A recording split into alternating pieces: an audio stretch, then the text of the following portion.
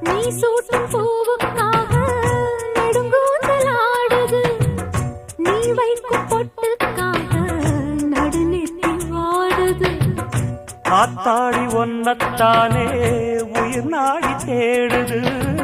காவேரி எங்கே போகும் கடல் வந்து கூடுது.